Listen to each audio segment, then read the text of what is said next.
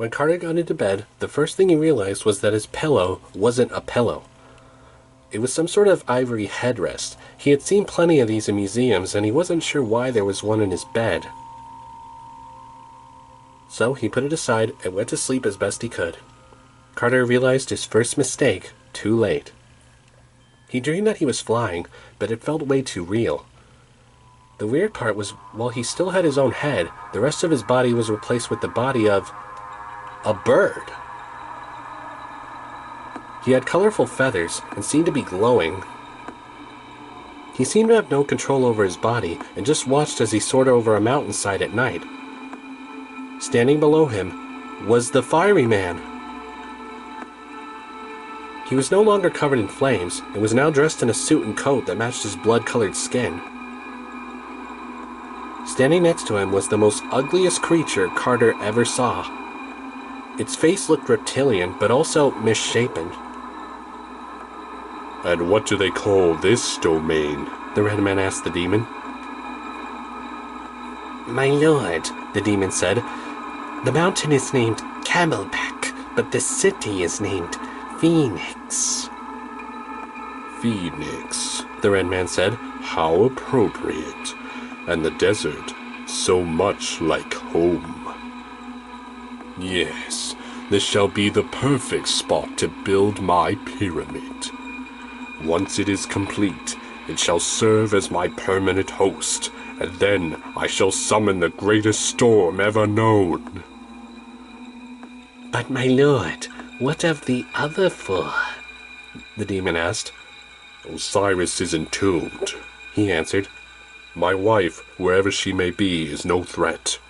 The other two are occupied by the younglings, and I know of their location. Start with the cephalopods," he ordered the demon. "Have them tear apart their hiding place and bring them to me. Do this, and you shall be rewarded, Face of Horror." "Yes, my lord," said Face of Horror. "And we must hurry before they learn of their powers. As far as I know, their training has yet to begin. Isn't that right? Boy!" He reached for Carter above him, and Carter woke up back in his bed. Carter could have sworn his actual neck had just been squeezed.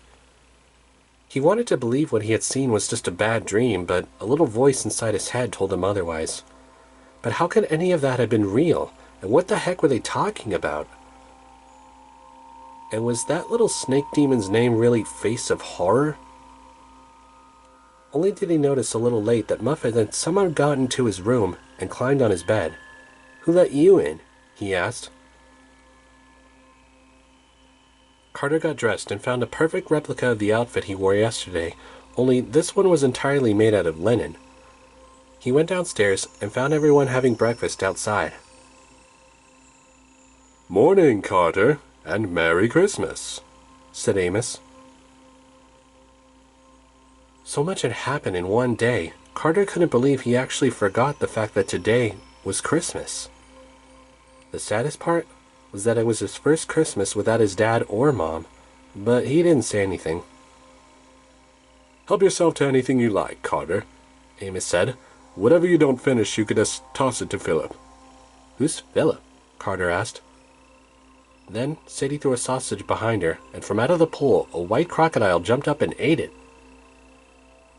Amos explained that the crocodile was his pet that guarded the house, but he wouldn't hurt anyone unless Amos told him to, and his name was Philip of Macedonia. "Right, and, is Khufu eating something with pink feathers?" Carter asked. "Ah, yes," Amos said. "Khufu here is quite picky. Only eats things that end in O, like tacos, burritos, nachos, flamingos, etc." "Well, enough about weird pets," Sadie demanded. "It's morning now, and time for explanations. What happened to Dad? Who was the fiery man?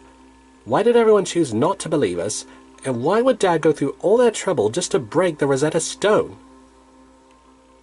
"Oh, I'm sure he didn't mean to break it," Amos said. "In fact, our brethren in Europe should have it all fixed up by now, and all witnesses' memories wiped." "What are you talking about?" Carter asked. It was shattered to pieces. How could they fix it? Crack. Amos slammed his teacup on the ground and then said, "Hi, Neem." and the cup was back in one piece. Of course, I could have used the spell Hadi to break it, but smashing it is easier, Amos said. As for last night, as far as I know, your father might have found what he'd been looking for the past 6 years. A way to summon the god Osiris, and I believe he had done just that when he destroyed the stone. I also believe it may have had something to do with your mother's passing. Wait, Carter said. Osiris is the Lord of the Dead, and Dad said something about making things right. You think he wanted to bring Mum back? Sadie suggested. But that's crazy, and that fiery bloke wasn't Osiris. Was he? No, Amos said, and I think your father had gotten more than what he bargained for. He may not have realized that from releasing Osiris, he may have freed all 5 children of Nut and Geb. Amos then explained for the past 2,000 years the House of Life's duty had been to magically imprison Egypt's gods inside Egypt's remaining relics. Amos mentioned that the House of Life had done this to restore balance. Releasing the gods had been the house's most important law, and Julius and Ruby together had in fact broken that very law once before. I think they were trying to do some good, Amos said. They took a terrible risk, and it cost your mother's life. Afterward, your father had been exiled from the house and had been on the run ever since, and that, Carter, is why you and him have been traveling the world. The house was afraid your father would continue his research, so they kept monitoring him. Next to that, they were afraid you two would develop your powers too rapidly, which is why he had the court separate the two of you. What? Wait, I thought Dad lost in the court after that crazy spatula fight, Carter said. That's what your father and grandparents told you, said Amos, but your father really did want to keep the both of you. He did? Sadie asked, starting to get doggy-eyed. Of course he did, but the house had us convinced that it was the safest choice. We all knew it was risky to keep you two together, because your abilities would have grown uncontrollably. We're just kids. What's so dangerous about us? Sadie asked. The two of you carry 2 of the most ancient, powerful bloodlines going all the way back to Egypt's earliest dynasties. Surely either of you must have noticed some changes in you since yesterday.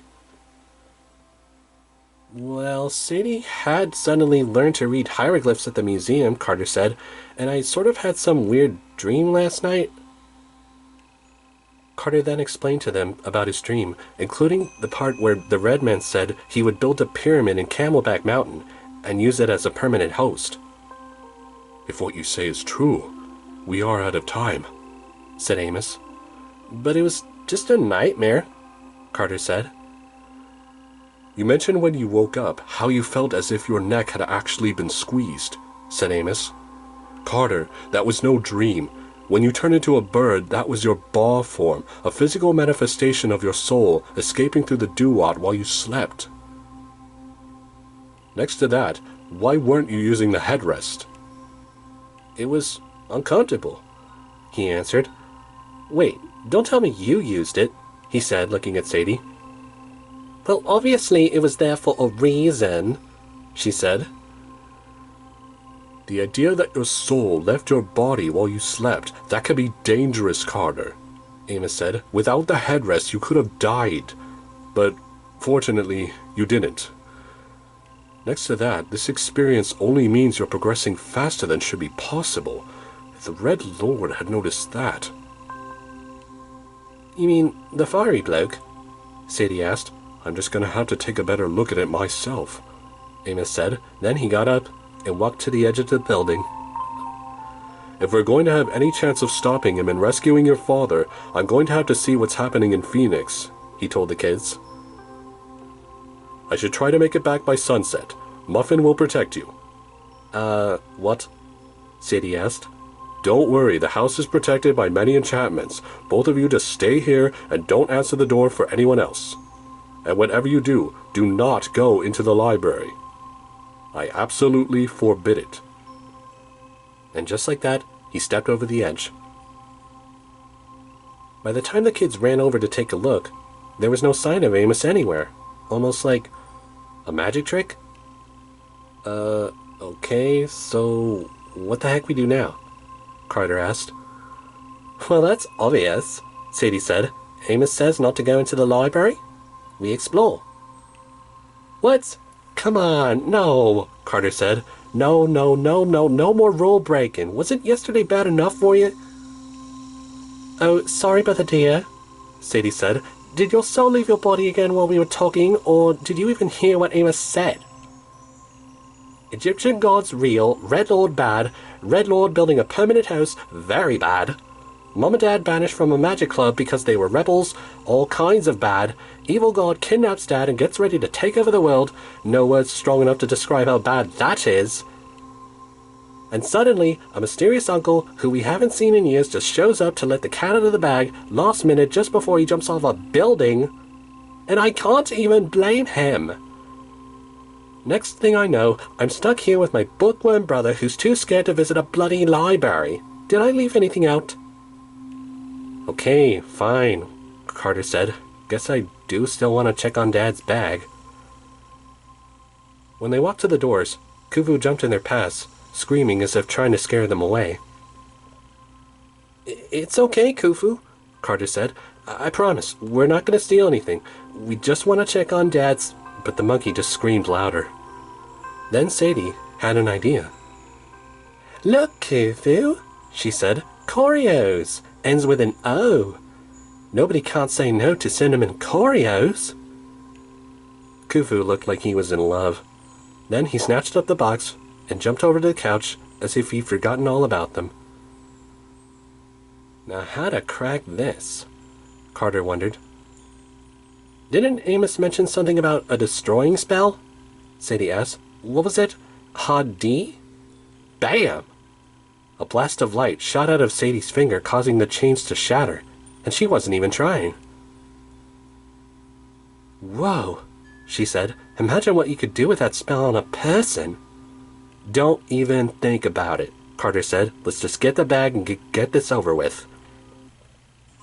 The library wasn't set up like your average modern-day library. Instead of books on shelves, there were cubby holes honeycombed all around the room. Julius's bag was just sitting on a table in the middle of the room. They emptied the bag and found a bunch of strings, a box containing a clay sculpture, and what seemed to be an old-fashioned painting set.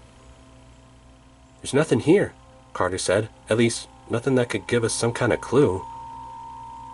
What about you, little man? Sadie said to the clay doll. Do you have anything useful? Of course, she was just joking, but then the sculpture became warm in her hands and shouted, I answer the call! Sadie dropped him, and he landed back in the box. What are you? She asked the clay doll. I am a Shopti, of course, the doll said. My master named me Doughboy, though I find that name rather insulting. You may call me Supreme Ruler who crushes his victims. Doughboy, Sadie said. You said your master. Did you mean Julius Kane? He's our father. He's been kidnapped, so we could really use some help. The master is gone? Doughboy exclaimed. Freedom! Oh, freedom, freedom, freedom! Enough already, Sadie said. I'm the mistress now, and you'll do as I ask. First off, what's a Shopti?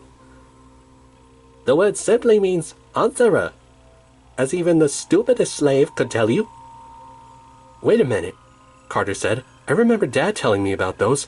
They were clay or wax statues Egyptians used to, do their chores once they go to the afterlife.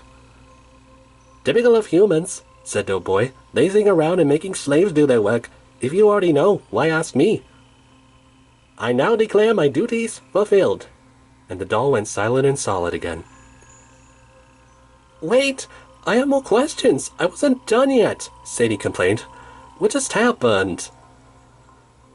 Maybe he's got a timer or something, Carter guessed. Or maybe he can only answer one question a day?